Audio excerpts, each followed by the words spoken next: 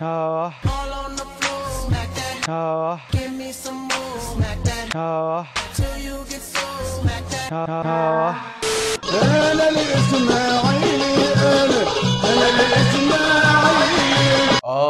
شوقي، جمل تكتيكيه يا شوقي. ادي كوره جون انطوي وتتحط على طول للوبيز، ولوبيز ما طمعش وحط مهارات فنيه يا شوقي. برازيل مصر النادي الاسماعيلي، وهدف ثالث عن طريق محمود عبد العزيز. ادي على طول حطها له ابراهيم حسن، وعلى طول ما بنخستحش في الشوط الثاني يا شوقي. احنا ما كناش عايشين يا جدعان، ما كناش عايشين وربنا. احنا دخلنا مباراه الرجاء مرسى مطروح بتشكيل مش جديد على فكره، هو نفس التشكيل، وهي نفس طريقه اللعب اللي احنا بنحاول نعتمد عليها من ساعه كارثه الاهلي.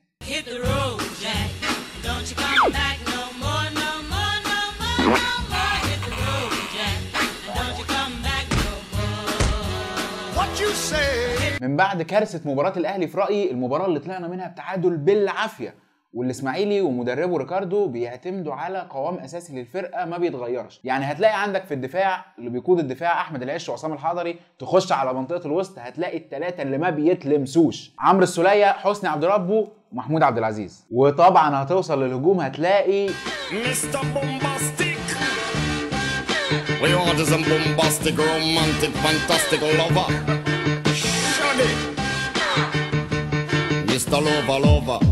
ثبات التشكيل هي المهمة الأولى للمدرب، واللي بتبقى أهم حاجة عنده خلال فترته التدريبية، علشان حتى لما يسيب الفريق سواء بنجاح أو بفشل يسيب لهم قوام أساسي يقدروا يعتمدوا عليه. دي الحاجة اللي اعتمد عليها ريكاردو، وثبت العناصر بتاعته الأساسية اللي انسجمت مع بعض، والانسجام ده وصل لقمته وذروته في مباراة الرجاء لما طلع لنا أداء ونتيجة توينز كده. السلبية الوحيدة للمباراة دي، معلش اعذرني أنا عارف إن أنت فرحان، هي إنها كانت قدام الرجاء. فريق الرجاء من مرسى مطروح في المركز ال17 برصيد 10 نقط بس. يعني هتعذرني وهتعذرني جدا لما اقول لك ان انا خايف ان اللعيبه تتنفخ بسبب الماتش ده وتفضل تحتفل بيه وتخش على مباراه الزمالك واخدين ثقه زياده في نفسهم، وهم مش مقدرين ان اللي كسبوه ده من اضعف الفرق في الدوري. هتقول لي ليه بتلوم على اللعيبه؟ هقول لك لان احنا في مصر عندنا لما كل حاجه تبقى ماشيه ثابته والتكتيك متظبط تمام والعناصر منسجمه والتشكيله المعروفه هي اللي هتنزل وخلاص، على الورق كله بيبقى 100 في الاخر بينتج عن ان اللعيب بيفاجئك.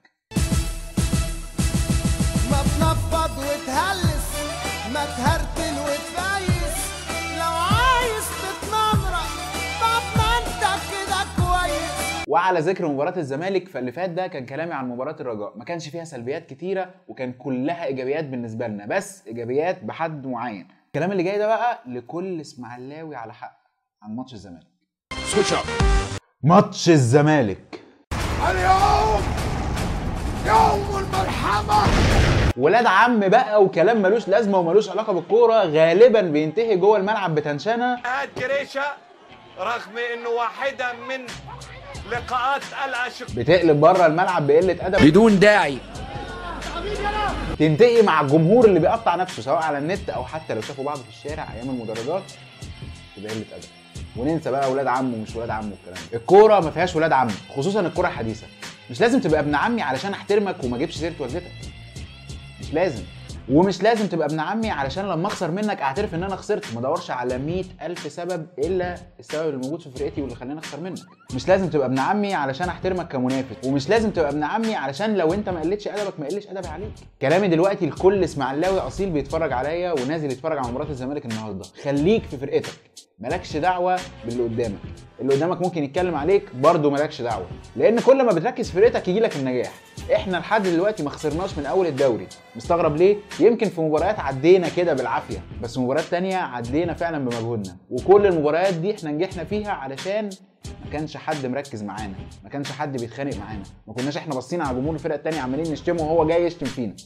ركز في فريقك، وفي مباراه من المباريات دي لازم اعصاب فريقك تبقى هاديه، واعصاب فريقك هتبقى هاديه لو انت كجمهور اعصابك هاديه، لان في النهايه في الاخر المباراه دي اللي اعصابه فيها هاديه اكتر هو اللي هيكسب. اعتقد ان كل واحد فينا دلوقتي بقى عارف من خلال كلامي اللي فات وحتى كلامي في الحلقات اللي فاتت ايه التكتيك اللي ممكن نبدا بيه المباراه دي، وهنعتمد على مين سواء في الدفاع، خط الوسط او الهجوم. واتمنى ان المباراه دي تعدي زي مباراه الاهلي، يمكن شويه مناوشات كده على النت من اطفال صغيرين رامين دماغهم تحت رجليهم، بس في النهايه هنفضل بنلعب الكوره في الملعب وهنفضل مركزين في فرقتنا، لان اخر مره ركزنا في فرقتنا خدنا دوري.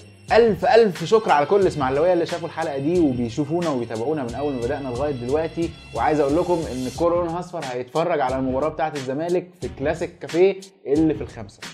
لو حد عايز يشوفنا ممكن يلاقينا هناك ساعه المباراه، بس يا رب ما يكونش وشنا وحش ونخسر. سؤال الحلقه دي وتمهيدا لفيديو هينزل بعد الحلقه دي بكام يوم، ايه الاهم عندك؟